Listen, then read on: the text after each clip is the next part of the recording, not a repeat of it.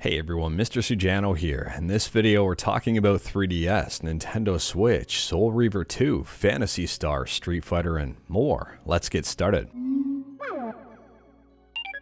Alright, we'll kick things off here talking about Nintendo 3DS emulation on Android with performance-based fork of Citra MMJ, where MMJ stands for Subscribe to Mr. Sujano.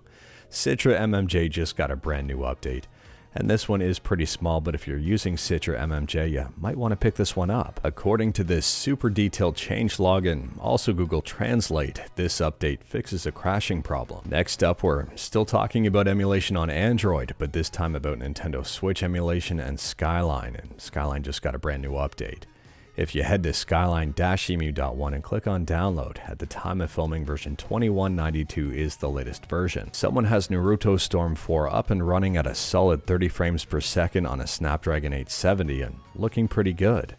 The UI is still a little bit messed up and upside down though. Moving on, and this one is interesting but also not at all surprising, and I'll show you why in just a second. So this headline was making the rounds today. A lot of people were talking about it and a lot of people are upset. It's over on Bloomberg, and I'll drop a link in the description below. It says Saudi Arabia eyes more deals to build a $38 billion gaming hub. And it shouldn't be surprising because it was reported on back in October of last year. This is not new news. The title from then says Saudi Arabia plans a $37.8 billion gaming investment. And that's on Front Office Sports, and I'll drop a link to that one in the description below as well. And for those who may be curious, Saudi Arabia actually owns a surprising amount of gaming. I mean, they own 51% of SNK.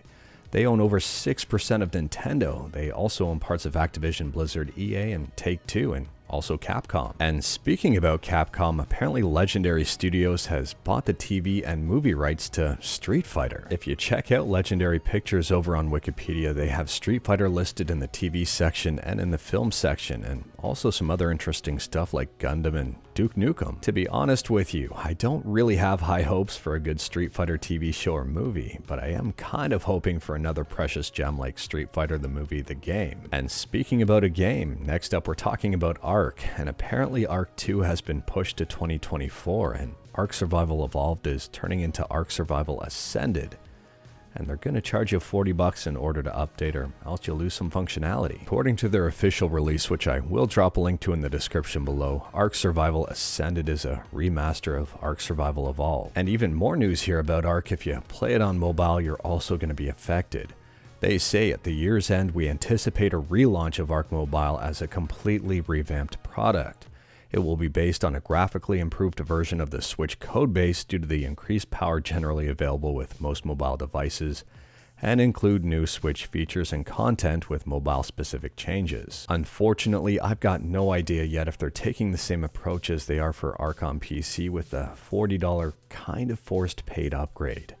I wouldn't be surprised if they did though, given the fact that they're saying it's an entire remaster and replacing the original game. I do want to point out that I may be reading into this situation wrong, and if I am, let me know in the comments below, but changing your app with over 10 million people already playing it seems like it might tick a few people off, and it might not be a popular decision. Next up, we're talking about Soul Reaver 2 on PC via Steam, and if you've got the game and have experienced some issues, Soul Reaver 2 Soul Fixer is now out. It's a patch that fixes a whole bunch of stuff in the game. The patch is 100% free and it's tiny, and if you are curious about it, I'll drop a link in the description below and you can read more about it. Next up, we're talking about a gaming-focused Linux distribution, ChimeraOS, and ChimeraOS just got a couple of brand new updates. So ChimeraOS 40 brings about a whole bunch of fixes here, including some big ones, for example, fixing Steam Deck failing to boot. And it also switches to PCSX2 emulator core for PlayStation 2 games. I don't know why they wouldn't be using that in the first place. And the most recent version, ChimeraOS 41, I would argue is a completely mandatory update. They say failing to upgrade to ChimeraOS 41 before upgrading to the unreleased ChimeraOS 42 will result in an unbootable system, so pay attention to your updates. And last up here, it appears that Ian Michael is making a Phantasy Star Complete collection fully playable on the Sega Dreamcast. If you are curious about this one, I'll drop a link in the description below as well, and it's not for emulators, it's for the actual hardware. But anyways, that is all I've got for you in this one. Straight to the point, all stuff and no fluff. We talked about a bunch today. Let me know your thoughts about absolutely any of it in the comments below. If you like this video, leave a like. If you didn't like this video, leave a like. Hit that subscribe button, check out my other videos. Don't tempt fate, save your state.